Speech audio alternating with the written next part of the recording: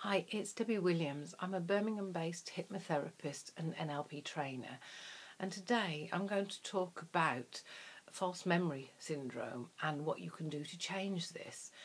Now, I remember a client coming to me who had been on some of the courses that I ran when I taught at Solihull College, and she was a highly intelligent lady who, in fact, was a barrister and was working in helping childhood abuse cases. And she came to me after working sort of through a lot of my courses and said, I need to see you because I've got something that I want to process. I'm ready to process it now.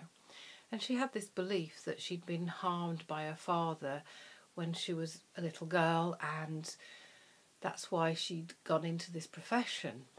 And because I'm trained in asking the right questions, I didn't buy into this as an absolute truth. So what I did was I made her prove to me that it happened, because I didn't know whether it was true or whether it was something that she thought had happened. And this is somehow where therapists go wrong and can install false memory. And what I said to her, so what evidence do you have? And she said, well, at 4 years of age, I remember the police coming. And then I remember that my dad wasn't there for, a year or so. And then when he did come back into the family, he was quite off with me. And, I've always felt that there was something there that had happened. And I said, so do you have a memory of it? And she says, well, sometimes in dreams, yes. I said, okay, so at 4 years of age, the police came. Now, when you think about it, was the sirens? She says, oh, yes. I said, so did it actually come to your house? And she says, well, we lived in flats. And she says, I don't know whether it came to my house or not, or whether it was to the neighbours. And see, this is the first time she'd been challenged. And what was happening was there was doubt there that whether that was a reality or not. Because what she'd done, she'd built a belief. And a belief is like a table with 4 legs. So you've got the table there, and she had these 4 legs that made her think that her table was solid and this belief was absolute truth. And when I questioned about the police coming, I said, well, couldn't it have been that the first time you ever hear sirens and that's going to stick in your memory, because it's what's going on? And if the neighbours see, the police have come to somebody else's house, there's going to be activity. There's going to be, why are they coming there? What's going on? And she said, yeah, that's possible. I said, okay, so tell me about your dad disappearing. What was the family story? And she said, well, they said he worked abroad for a year to earn some extra money for us. And I said, and what happened when he came back? Well, she said, well, we then moved to a nicer house. I said, so it's possible that he worked abroad to earn this extra money so that you could move out of this flat and get a better environment to to bring you up. And she said, yeah.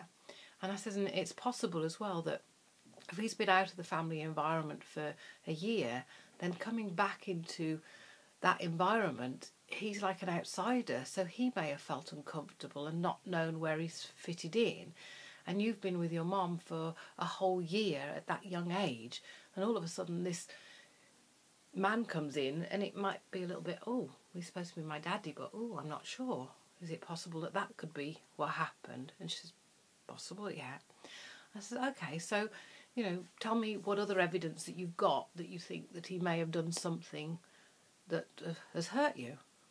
And she searched and searched and searched, and for her, she couldn't come up with anything. Yet this memory in her mind had caused her to go into a particular career choice, thinking that she'd been through something.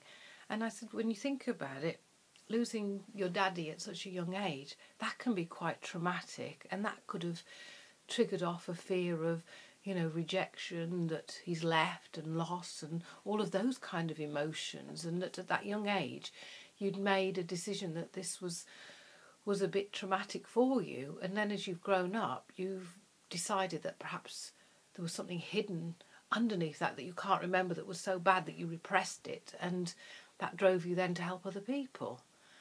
And she actually agreed with me. She said, that makes so much sense. And the more I look, the more I think, no, there wasn't anything there. And my dad is kind, and no, I don't think he would do anything like that. And immediately that belief was gone, and she felt tremendously relieved. And I spoke to her a year later, and she said, my relationship with my dad has just got better and better. She said, I never mentioned that I'd thought this, but I can see him now for who he is as an honourable person.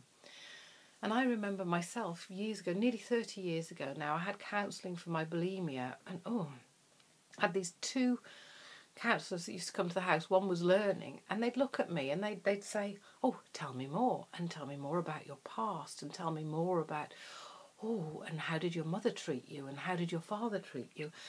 And they were looking for stuff. And I remember the one session I had my boyfriend with me, who I wasn't having a very good relationship, and I, in my young days before I'd done any of this work, was very much, well, why aren't you feeling sorry for me for everything I've been through, and blah, blah, blah, blah, blah. And I wanted to make him realise how much I'd suffered.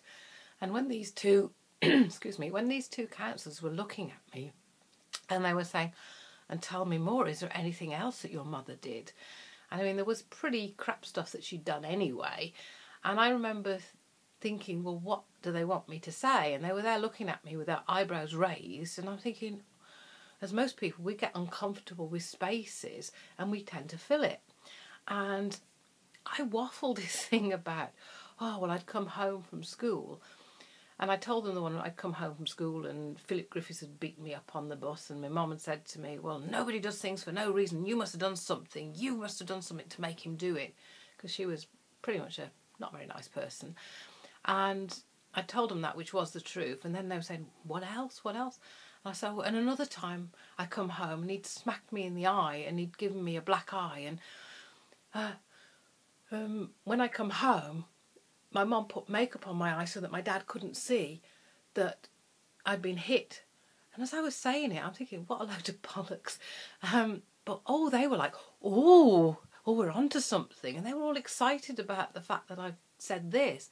And it was sort of based on truth, but not, because I had come home the one day and another lad had smacked me in the mouth because I was actually sticking up for my mum, and he'd call my mum a terrorist because she was Irish and part of the IRA or some crap, and I said, no, she's not.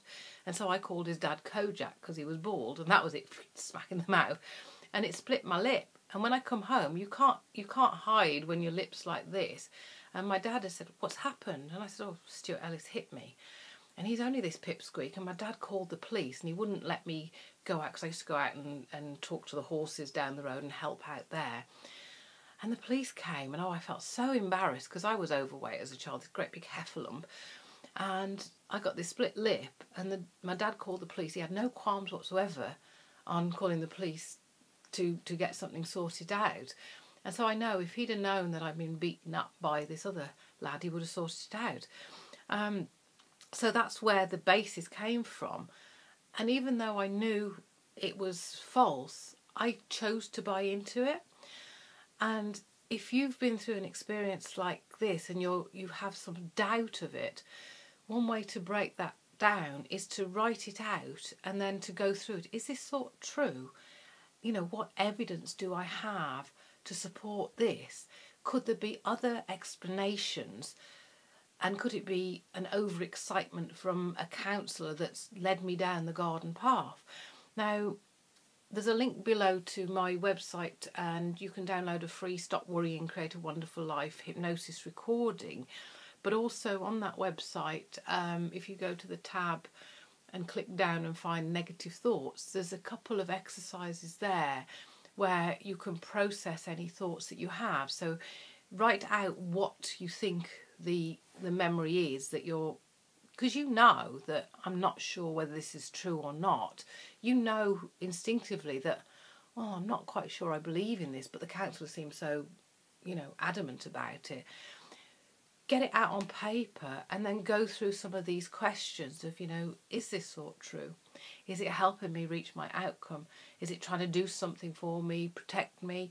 And my false memory that I came up with was trying to push this Terry boyfriend into, being a bit more like he should, caring, and how I thought he ought to be. but we were young and it wasn't meant to be. And so by processing through this, you'll come out the other side with a mind towards solutions. And plus have a look at some of my other videos on this YouTube channel and on my website, because there's tons of stuff there that really can help sort out your thinking for the better, because everything that I do is very, very solution focused. Every hypnosis recording I do has always got planting suggestions for finding strategies for solutions and for ways forward to how to make your life better and how to feel happier. Anyway, it's great talking to you today, and I hope this will help you. Bye now.